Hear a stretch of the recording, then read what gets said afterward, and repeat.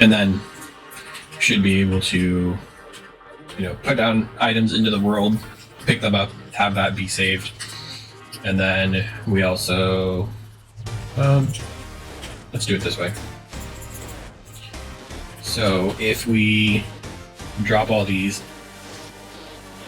and then we're going to clear the saves, restart the level, that resets everything back to where it was. This inventory is empty. However, you'll notice it saves my inventory, so I can go between. Oh wow, I found a bug. Cool, I can fix that. Infinite duplication. But so I can go between different levels and continue to restart the levels without losing my inventory. So that is deliberate. Oh yeah, loot bags. Okay, so after we have a few apples, we can drop multiple instead of dropping one, and it creates a bag with a savable inventory. And we can restart the level, a bunch of apples, and then we have the bag that still maintains its inventory. And the bags delete themselves once the inventory is empty. So that's all the basic functionality. Now we'll get into the sort of deep dive of everything that's going on here. So the inventory component is the sort of the brains behind everything. Do I have the third person?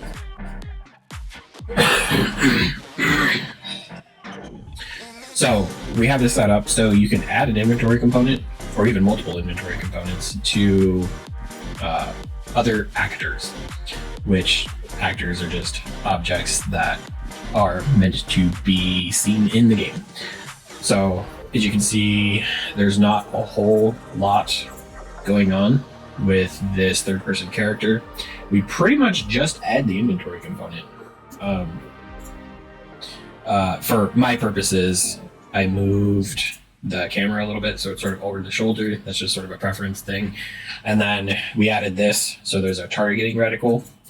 So when you're playing, you have a little dot that can kind of pinpoint your thing. Because otherwise, without that, it's kind of hard to line up and figure out what you're pointing to. So there's almost no real changes to the third person character here. And then the items, we have a base item with an item component. So things that have inventories get an inventory component. Things that are items that you can pick up and do things with get an item component. And the item component uses the interact interface, which is right here. We have this interface asset implemented inventory interact interface. So the interface is the same usage as in Java. It just blueprints out the commands that you can send to a given actor, more or less, or which methods can be used on the actor objects. So in this case, we have the interact with interface. So here in the inventory, there's a lot of stuff on here that is character specific. So the character is going to use that interaction trace. And in this case, we get the player character. Casting is how, I don't know what the Java equivalent of that would be, but we're basically giving the player character object, we're telling it that, okay, this is a standard object, and we're going to give it all of the rules for the third person character, which allows us to get that follow camera that I said I moved over the shoulder. And then it gets the forward vector, which is a normalized vector, and the world location of the camera. So it points from the camera, forward from the camera, by a certain interaction distance, and that's how you get. The start is right at the camera, the end is what the camera is pointing at times the interaction distance, so 500 in this case. So it's got a 500 centimeter interaction distance is what that translates to. And then when this hits something that has this interactive trace channel, which I have in the README on GitHub, this is one thing that's a project setting, is having that interactive trace. And if the object that we're pointed at blocks the interactive channel, you'll get an out hit. And this gives you like start, end, hit item, bone name. It gives you whatever you want out of wherever that hit. So if it hits and it goes false, it's going to reset the looked at actor, and then it goes to the display message, which is that message at the bottom of the screen, and makes that blank, which when we get there, if it's blank, it just turns itself off. If it does hit something, it comes in. If it's false, it just nothing. It's not going to cycle through there. But when it does hit something, it's going to take the actor that's hit, designate that the looked at actor, and then it's going to activate or use the interaction interface to look at it, which then, same thing down here, it takes this show message for the display message and sets the text to whatever we're looking at. So then later on, this looked at actor is a class variable. So when we're doing the interaction, then that actually pops up. So this is most of that code. And I'm stepping through in order of kind of how everything was built. So we have an interaction trace, and this advanced input action is the left mouse click, and it gets the looked at actor, make sure that it's valid, and then it sends that to the server interact. And the server is what allows it to actually replicate to the multiple players. And then right here, the server interact takes this component, looks for the item component, which I was already showing, makes sure that it's valid, and then uses the interface interact with to implement what the interaction specifics are. If it's not valid, if it doesn't have a valid item component, then because that's already defined in the interaction trace, like it would not have that interact. It would not block the interact channel if it didn't have that item component. So if this is not valid, then it's saying it's not valid because the owner is still the server. So this basically just says, okay, get the owner of this inventory component. We know that this is on the third person blueprint, and that allows us to get the controller. So this is character controller, which more or less is the interface between the user doing things on the screen and how that sends information to the third person character, and sets that controller as the owner of the thing that we're looking at, and then does the local interaction. So this is most of the interaction stuff there. And then on local interact is pretty much the same thing. This makes it so if this was a server item, then it's like a chest, right? So the chest, if you interact with it and you replicate that to the server, then it's going to tell everybody on the server that you're opening a chest, which would mean that it would be telling everybody on the server that's going to open up the chest inventory. So the local interact, same thing, but it makes it so it's the specific third person character that is doing the interacting, not just everyone. So when we go to interact with, this is the interface, and there's not a whole lot to that. Interfaces are pretty easy. Interact with, it wants to know which character, and that's pretty much all it needs to do what it needs to do. And then look at, which I was already explaining, has the message, and it's going to be looking for a text type. So on the inventory component, we can see the interact with. So it gets that player character. It gets the inventory component off that player character. And then the idea is if you're looking at an object that has an item component and it's a valid item component and you are something with a valid inventory component, if you're interacting with it, you're picking it up. So that goes to the add to inventory. And then the row name quantity, this is based off of what the actual item is. So when you have an actor like the base item here and you have the item component, it'll have these will be set. So these are going to be set based off of what the item is. In this case, the base item, which is like the test item, we have that set up to be 1 apple. And yeah, there's not much to that. So 1 apple, and then it will try to add it to the inventory, and we'll click over to that. Like if there's no room, for instance, it will just fail and it won't do anything. If there is room in the inventory and everything else that comes out here, and that is successful, then it will destroy the apple. So this get actor is saying to this item component, who owns this item component. So for instance, this base item is the owner of this item component. So instead of just destroying the component, it says get the owner and destroy that. So it destroys the entire actor.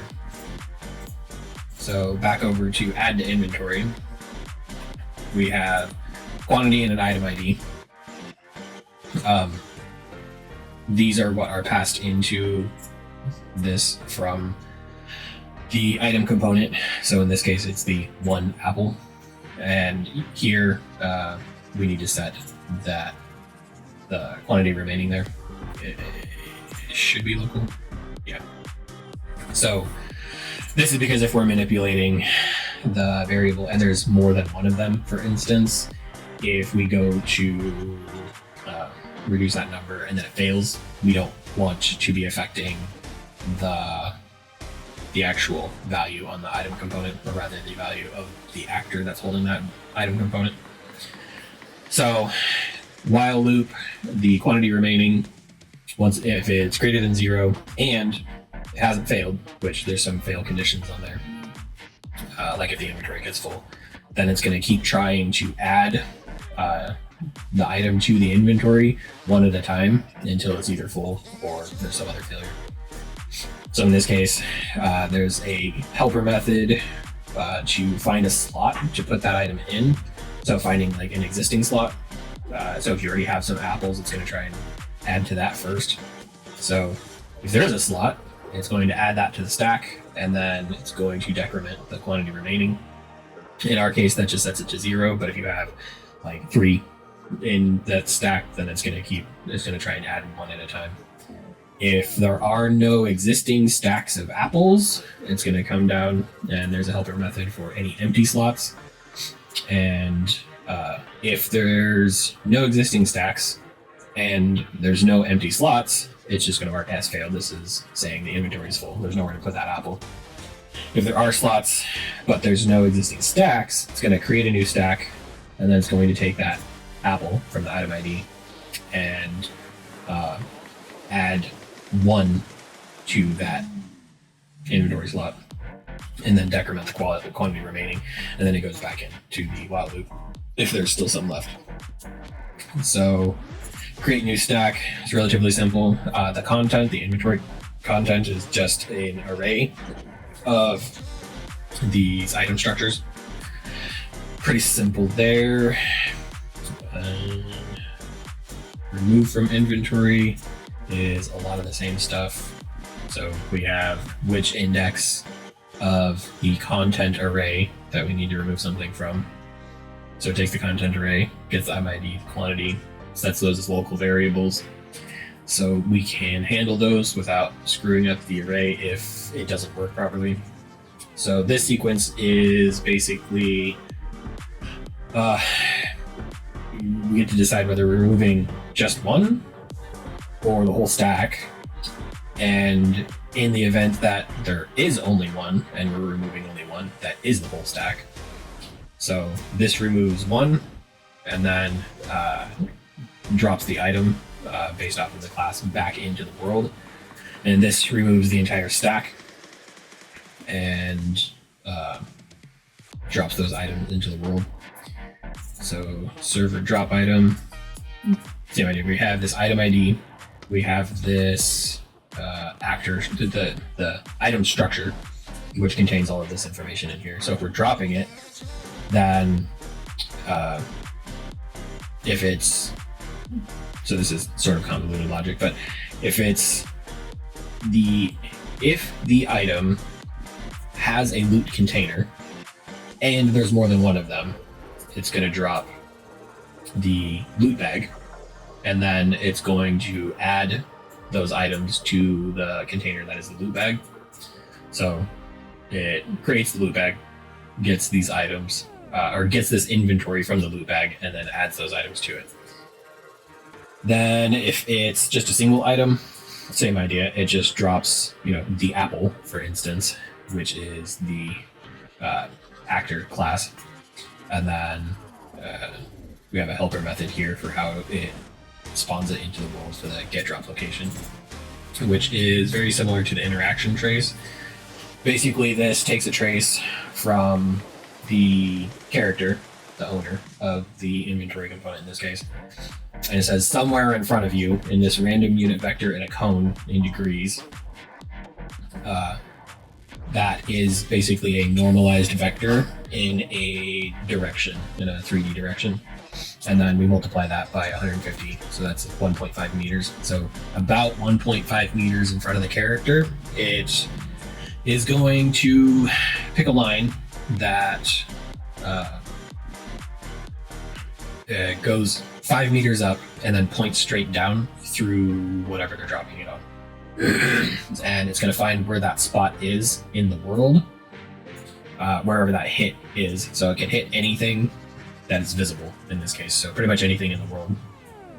And then it's going to get that location, do some math.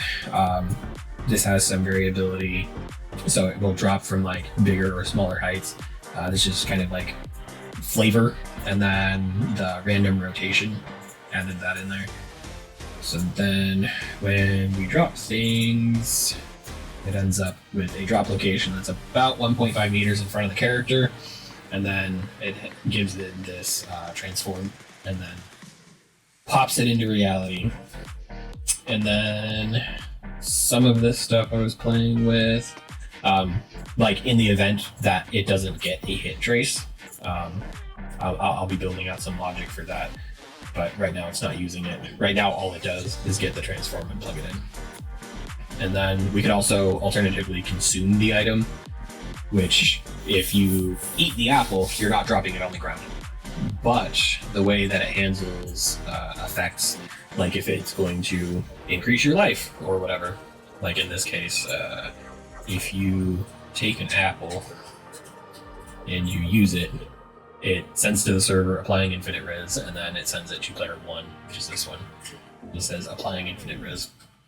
So this makes it so we can create complex consumed effect classes, and then whatever that class does, we spawn it with either a drop location, or we can create other logic to where it basically spawns on top of the character, or wherever we want it to happen on top of the character. So like if we had a tent in the inventory, we would create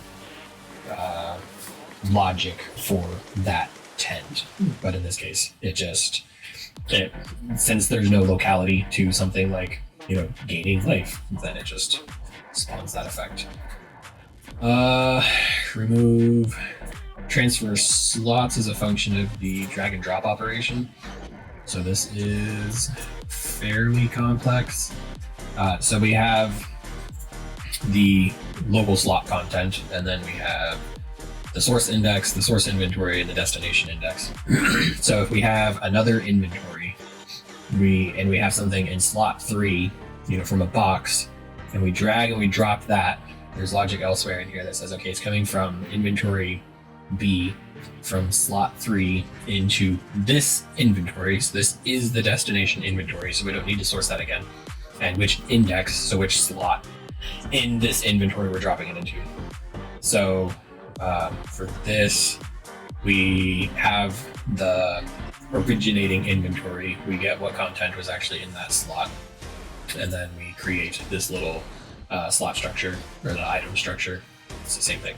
So the slot has the item structure and a quantity, and then we make sure that it's something valid. It's not an index that's outside the range.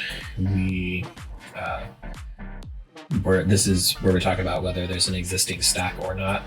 And then this talks about add as much to the stack as it will take and leave the rest behind. And then this is replace the source index with the destination content, and then take the temporary content and put it in the destination. So this is classic variable swapping. And then update the inventories and the user interface. So one is the source inventory that it came from, and then one is this inventory. So this MC update calls in on inventory updated, and in our case, we also have the save inventory. So we have some stuff that's linked to the UI for inventory updated. So the base component of this is the slot. So the slot itself becomes a actor, basically. It will take on the characteristics. So it has an item ID and a quantity. So it has the inventory component, content index, action menu. So this itself is going to pull information from the item data, like the texture, the name, some stack size, all that kind of stuff. And then there's a bunch of logic in here about how it's going to use that. So event, when it's built, again, it takes that item ID, it gets the data table row, and this is all that same information from the item data. And like it needs the icon for the thumbnail, and then the quantity is going to get turned into a number on there. And then if that value is not 0, if there's actually something in that slot, it displays the thumbnail and the quantity. And if there's nothing in that slot, it will turn that part of the icon just invisible. So it sets it to hidden, which is right here. So if this item ID doesn't exist and there's no row found in that data table, it turns it off. So the slot still looks just like a blank white slot, but it's actually running a bunch of that logic. And then we have on drag detected. So when you click on something and then drag it, it will detect that there is a drag operation going. Oh yeah, this is a good way. So on preview mouse button down, this is like, it actually sort of determines ahead of time, okay, if you push mouse button down on this item, it's going to look and it's going to be like, okay, is this the left mouse button or the right mouse button? And then it's going to do logic based off of which button you're pushing on top of this UI element. And then again, if that item ID, if there's nothing in there, it just falses out and it's like, okay, you're not doing anything to a slot that has anything in it. But if there is something in that slot, it's going to determine, okay, what did you press the left mouse button? If it was the left mouse button, then it's going to be looking to see if there's a drag and drop operation started. And then if it was the right mouse button, then it's going to get the action menu, which is where it has the drop one, drop all, or consume. So if that drag is detected, it's going to create the preview, which is that little round icon. And then this is a drag operation that takes this payload.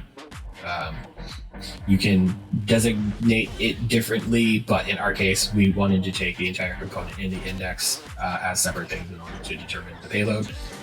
And then this is the drag and drop instructions, which are over here. So there's not much to this. If it's canceled, it removes it from the inventory. So event drag canceled means it's not being dragged back onto something that it can drop onto. And then this has the indexing component, which was already talked about. So this component here, this drag and drop operation, just allows you to hold the contents of whatever is being dragged and dropped while it's going through that. So in this case, it's holding a reference to the inventory component and then the content index inside that inventory component that corresponds to whichever slot you clicked on and started dragging. And then when you drop it, so keep in mind, in order for it to be a valid drop, this part takes place in the other inventory, but it has these same instructions. So you're going to go from, let's say this inventory slot is in inventory number 2, slot 2, and you drag it over. When you drop it, it's going to be running the instructions on inventory 1, slot 1.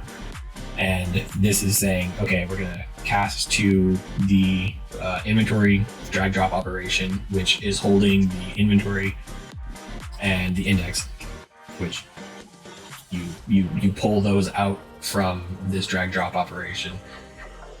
If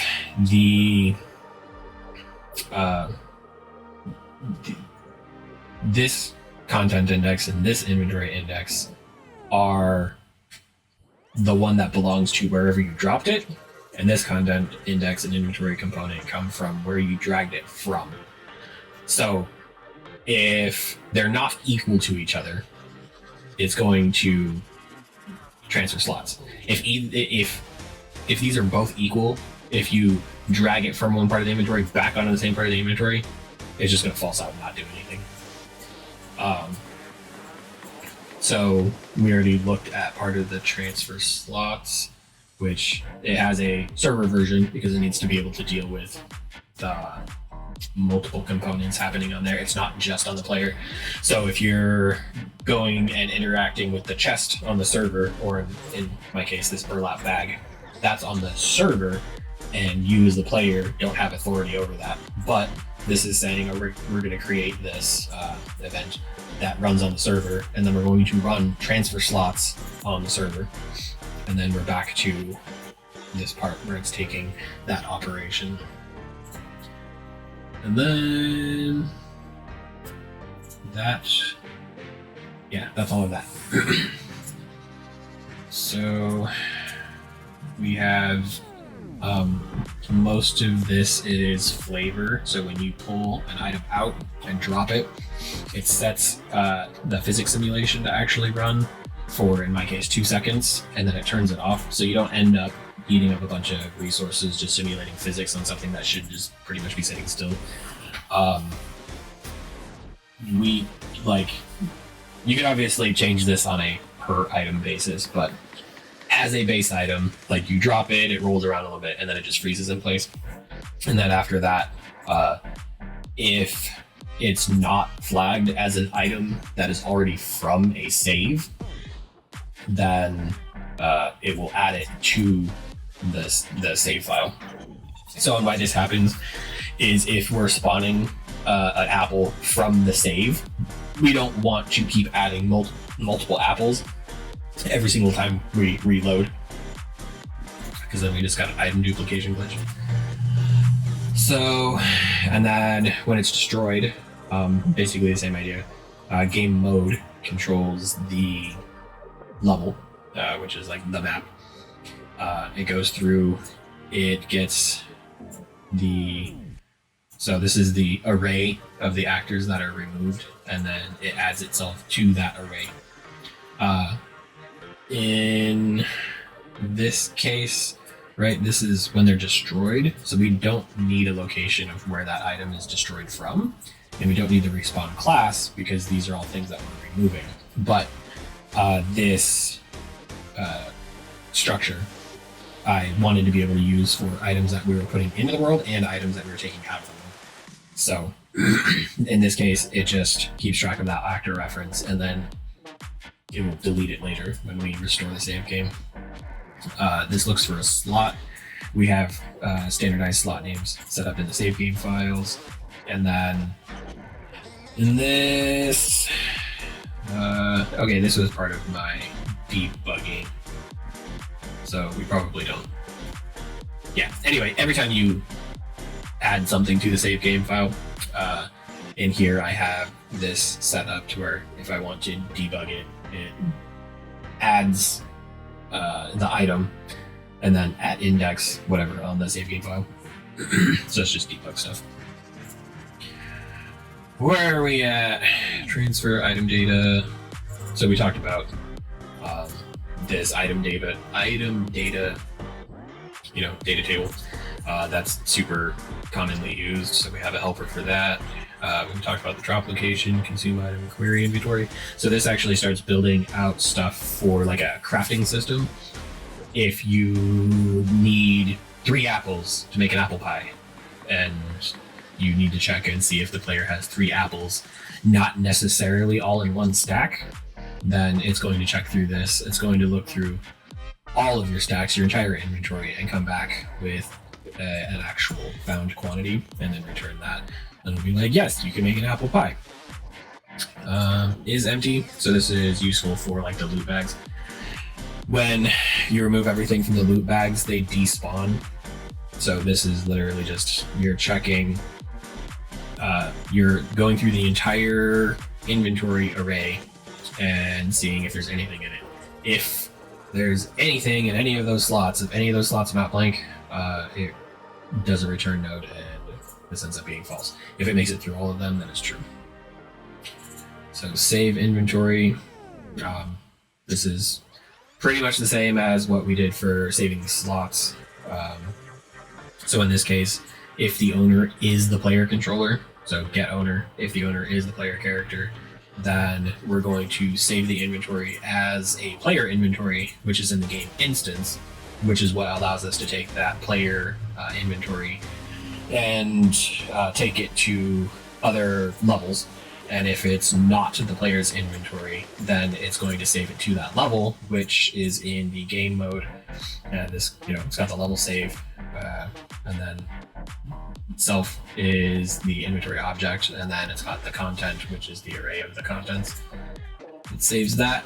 Load inventory, pretty much all the same things, but backwards. If it's the player character, it gets the contents from the game instance, and then sets that inventory content. If it's a container or something, if it's not the player character, then it gets whichever key in this map corresponds to the object that this component is attached to, and then that object will have the contents and a transform. So this has to do with like loot bags and stuff like that, or the chest. So in the case of this specifically, there's no transform needed because this is mostly for chests. The loot bag has a bunch of its other, so when it's destroyed, these are pretty much copy pasted over from items, but it's more or less the same stuff. We have the simulate physics on and off, and then for saving the creation of the loot bag is the same as saving the inventories that I already said. But this, because it's a loot bag, has the transform associated with it, and then since it is the loot bag, it specifically is going to use the loot bag to respawn it. And then some debug, and then on inventory updated. This was one of the things that we had back here on the event graph. Where was it? So we got interact with unlockable interact. So yeah, so this, whenever the inventory is updated, it's going to auto save that, and then whenever this is a multicast, MC's multicast, so whenever the inventory is updated, it's going to multicast to say, hey, whatever objects that this inventory is associated with, you're going to call this event message and then save the inventory. So in this case, that inventory updated is inside this loot bag. So it's going to call that inventory updated. If it's empty, and this is what I was talking about, the other helper method, if it's empty, then it's going to, this part is the inventory menu for the loot bag. So it's going to close that, wait half a second, and then it's going to destroy the loot bag.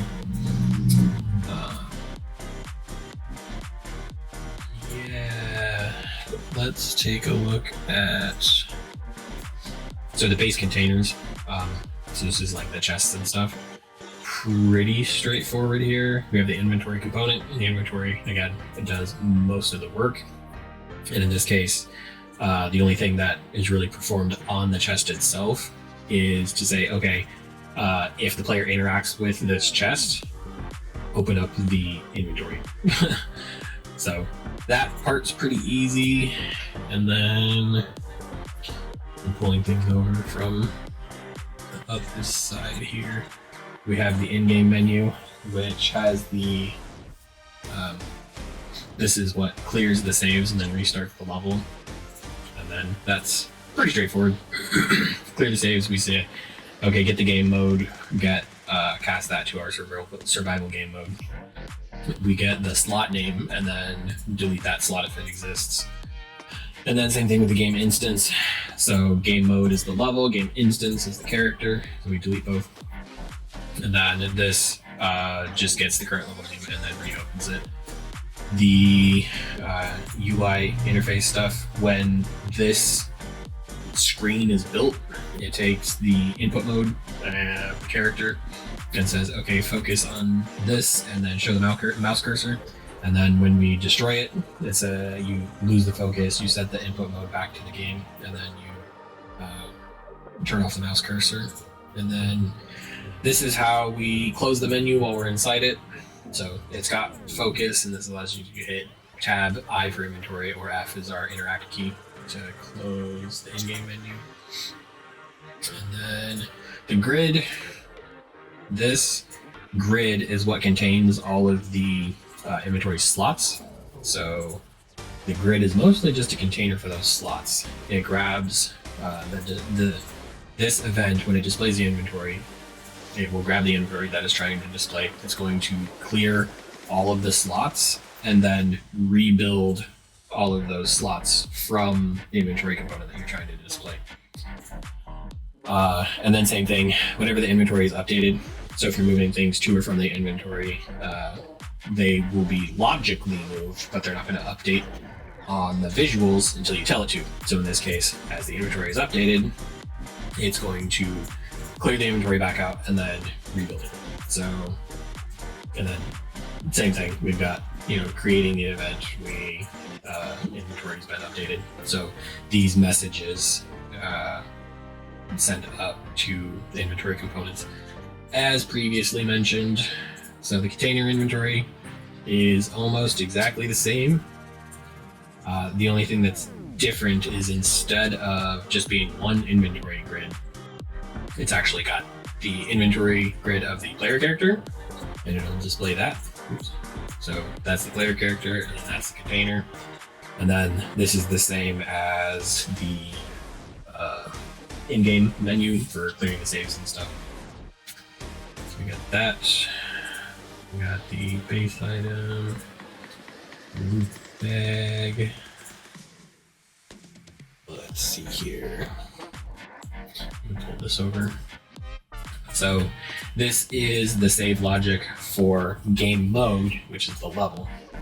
So when you open the level, if there's a save that exists, it will go and load that from the slot, which is the file, which should be in here. So you have save games. So this is the map, and then this is the character.